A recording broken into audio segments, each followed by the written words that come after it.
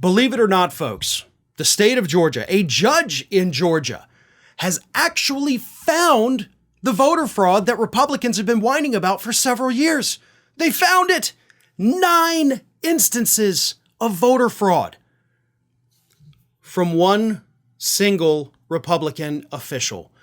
The first vice chairman of the Republican Party of the state of Georgia was found to have voted illegally 9 times between the years 2008 and 2010. This man, Brian Pritchard, who also apparently is a right-wing pundit, and of course the first vice chair of the state Republican Party, is also a big pusher of the theory that the 2020 election was somehow stolen from Donald Trump, in spite of the complete lack of evidence for this.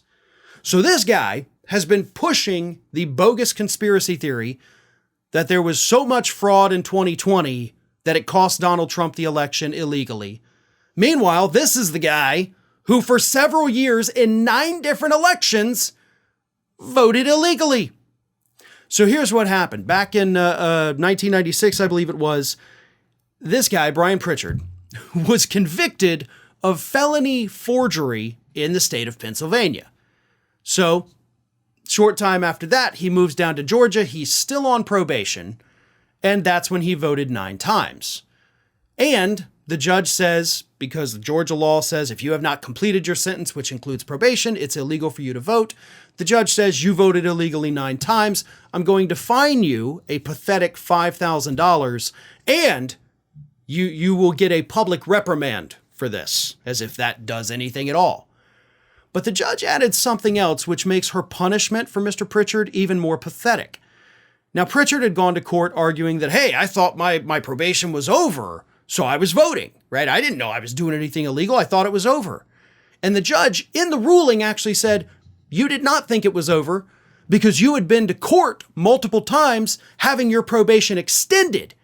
You were in the courtroom where they said your probation's not over. So I don't buy your argument at all because you'd been to court several times where it kept getting extended. So why did you only fine him $5,000?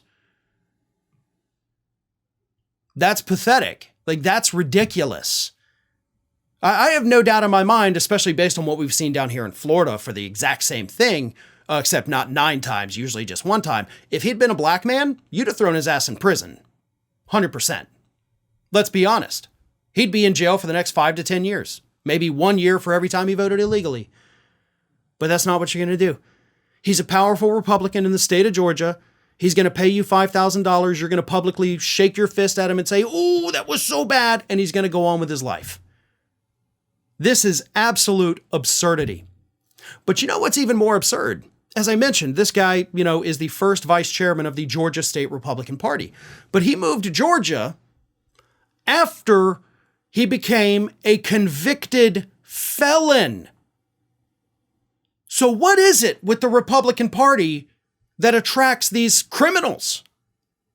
Like, you got a presidential candidate with 91 felony indictments against him. You've got state party leaders that have felony convictions in their past. Can you not find anybody that doesn't have a criminal history to be a part of your party, Republicans? Is that where you're at right now? Like, you're just going and standing outside of jails waiting for people to get released and saying, hey, do you want a position in the Republican Party? Like, that seems to be your plan for getting people as candidates and, of course, as your party leaders. I'm sure if you looked hard enough, you might be able to find people without convictions in their past. But you do you, Republicans, because you attract what you bring, and it kind of tells us everything we need to know about your party.